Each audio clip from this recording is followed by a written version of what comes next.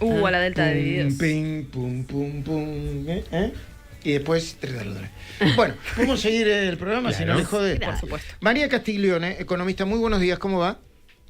Hola, ¿qué tal, Luis? ¿Cómo estás? Bien, te hicimos pasar por ahí, vos estás en otra cosa, pero te hicimos escuchar algunas canciones. Bueno, Está muy bien, está muy bien. bueno, también la vida forma parte de eso. No solamente números, ¿no?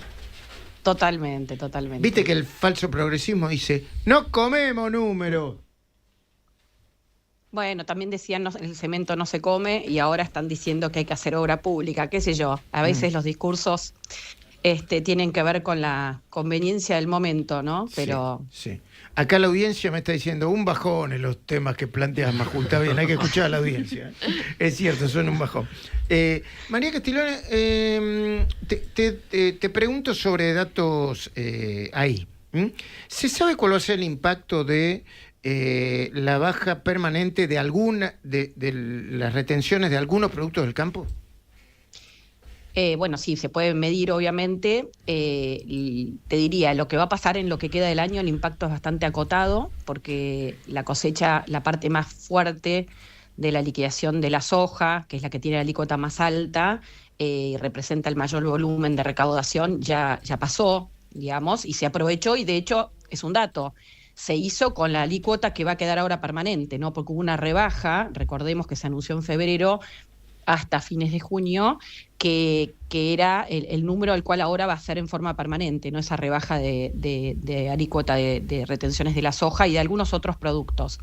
Así que te diría, el impacto estático puede llegar a ser entre 0,2 del PBI el año que viene, pero hay que verlo en términos dinámicos. ¿Qué quiere decir esto? Que una baja de alícuotas en forma permanente puede alentar a que haya mayor volumen de siembra y de producción, a iguales condiciones climáticas me refiero, que respecto del escenario que había con las retenciones al 33% en la soja o a 12% en el maíz, etcétera, ¿no? Porque hay sectores, o sobre todo las zonas más alejadas, donde no cerraban las cuentas, ¿no? A este precio internacional y costos con esas alícuotas como habían quedado. Bueno, hay zonas donde probablemente la producción hubiera sido más baja, ¿no? Entonces, en esa línea te diría que el impacto no es tan fuerte, pero para lo que resta del año el impacto es mucho más acotado, ¿no? Okay. Si lo miramos anualmente puede ser algo mayor, pero vuelvo a decirte, hay una parte que se compensa con mayor producción. De hecho, para que te des una idea, perdón, en lo que va del año, ¿no? La recaudación en el primer semestre de derecho de exportación, en términos del PBI, fue muy parecida a la del año pasado, donde habían alícuotas más altas. Este año, como te decía, que hubo una rebaja transitoria. ¿Qué quiere decir? Que eso, la rebaja de la alícuotas favoreció a que hubiera más liquidación, a que probablemente si hay una decisión de producción se produjera más, ¿no? Impactó en la producción. Bueno, te voy a plantear un desafío para ver si se entiende lo que yo quiero entender, y te lo voy a plantear así. Ayer no, el sábado, el presidente Milei dijo, palabra más, palabra menos, igual estoy leyendo un textual, que en el Senado votaron un aumento de casi 3 puntos del PBI de manera permanente. Y eso implicaría un aumento de la deuda de 350 millones de dólares, para que tengan una idea del daño que causaron. 350 millones de dólares.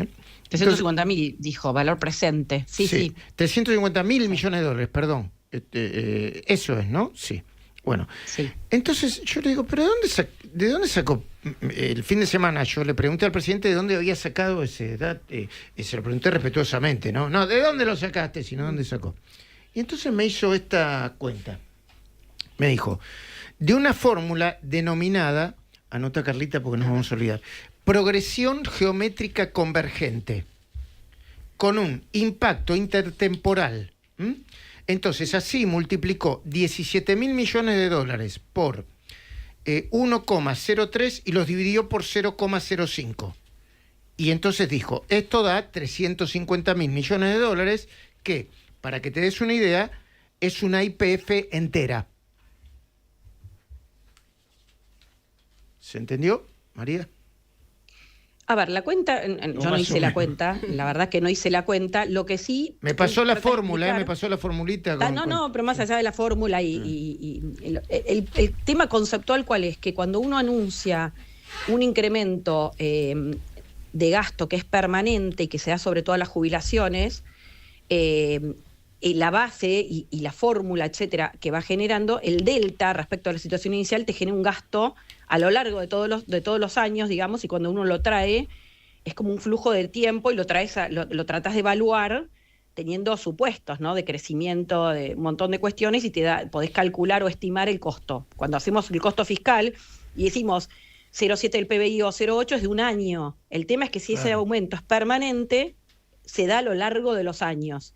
Y la pregunta que hay que hacerse, para mí, más allá de esta cuestión puntual de las jubilaciones en cada caso, es los argentinos, o por lo menos el voto popular, de alguna manera, hoy, y puso el presidente Milei, que planteó algo que para mí es muy sensato, que es, después de haber abusado en la historia argentina casi todos los años del déficit fiscal, de gastar más de lo que entra, con las consecuencias que eso implica, porque en realidad de alguna manera siempre se consiguen los recursos, ¿cómo? Con deuda o con emisión monetaria, que es deuda contra el Banco Central y pesos, y hay inflación, o sea, descapitalizar al Banco Central. En definitiva, la pregunta es, ahora hay que ir al equilibrio fiscal. Si vamos al equilibrio fiscal, significa que, ahora que se llegó al equilibrio fiscal con mucho esfuerzo, cada gasto que se incremente hay que pensar qué otro gasto se va a bajar. Entiendo, porque claro. Si no, no se puede financiar. Tiene que dar una explicación, sí. Bueno, de hecho, el proyecto que se anunció, ya que se sancionó en el Congreso, tenía unos recursos que cuando uno se la cuenta no llega ni al 10%, y muchos eran recursos puntuales. Por ejemplo, la modificación presupuestaria en inteligencia, en la FIDE, pero que era de una vez. Entonces, el planteo es, finalmente el Congreso hace populismo diciendo, es cierto, los jubilados ganan poco, pero no dice de qué manera o qué otro gasto se va a bajar para compensar este gasto. Bueno, y a propósito y eso de tiene esto, un efecto permanente, digamos, ¿no? Y a propósito, entiendo, en Córdoba acaban de subir las jubilaciones mínimas un 84%.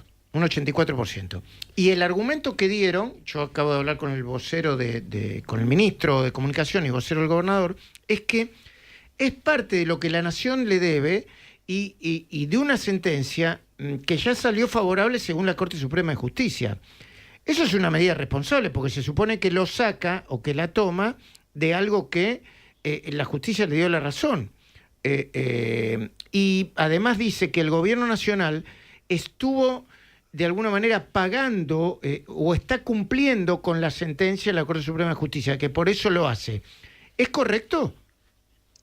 La verdad que no estoy en las cuentas de la provincia de Córdoba en el detalle este. Lo que sí es cierto es que hay algunas cajas provinciales que todavía no se transfirieron a la nación, o sea, como Córdoba, y donde hay toda una disputa de cómo se hace esta distribución entre la gente que trabaja en Córdoba y hace sus aportes y cómo eso le vuelve a Córdoba.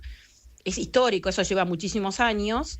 Y además hay un tema de la decisión de Córdoba, pues no es solo eso. Ellos dicen, y de alguna manera contaron, su caja previsional, más allá de lo que le dé la nación, que le debe, es deficitaria. Pero el gobierno de Córdoba decidió que con otros impuestos los cordobeses financien las jubilaciones. Es una decisión política, digamos, y no sé si los cordobeses están de acuerdo o no con esa decisión. Digo, es una decisión más general, más allá de que este incremento lo quieran financiar con lo que le da la nación. De hecho, él mismo lo reconoció, la caja previsional de Córdoba es deficitaria. Entiendo. Entonces, de hecho, hoy las jubilaciones se pagan también, porque son el sistema jubilatorio de reparto, como está esquilmado y cómo quedó, y con la cantidad de jubilados nuevos que hay, es deficitaria, y hay parte de impuestos generales que van a financiar jubilaciones. Y aún así, digamos, es un sistema que está quebrado, lo han quebrado a lo largo del tiempo.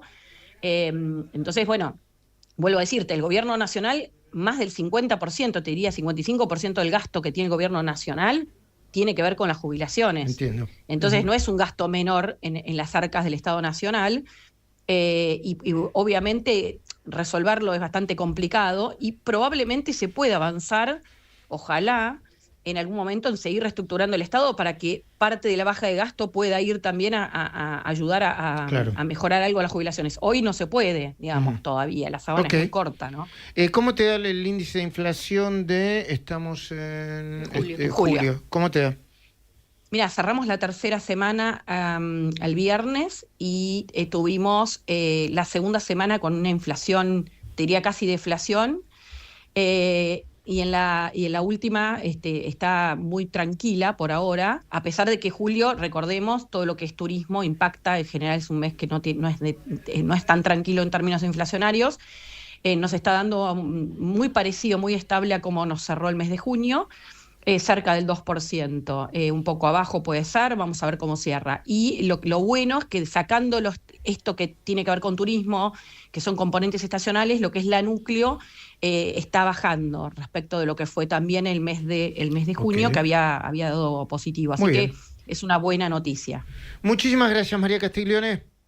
No de nada. Ahí estaba María Castiglione, economista, hablando un poco de todo, ¿no? De la inflación, de las retenciones. Ay, no le pregunté sobre el dólar, le debería haber preguntado.